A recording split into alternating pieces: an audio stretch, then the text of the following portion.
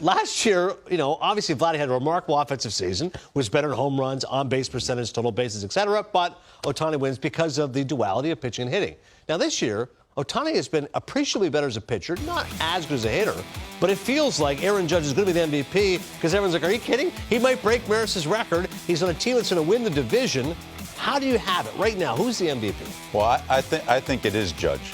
But, the conversation we're having, does he win it unanimously? We were having that conversation yesterday. Yeah. I didn't think so because I think you still have to give some props to Ohtani here as far as what he's been able to do on both sides, on the mound and in the box. Yeah.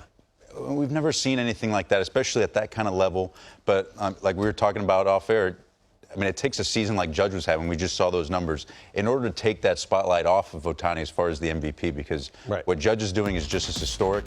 And, I mean, especially if he and he's close to a triple crown as well. Well, this week seems really enticing. And, obviously Miguel Cabrera did that back in 2012, the whole Cabrera versus Trout debate, because Trout had the much higher WAR. But the fact that Judge is, again, wide margin home runs, RBI he's going to get, average, he's 10 points behind a rise. He was hit 294 as of 2 weeks ago, but he's just gone off the last couple weeks. If he gets a rise in the average, watch out. Well, Luis is actually struggling a little bit with a little hamstring issue, so he's probably not going to be playing, at least in the near future.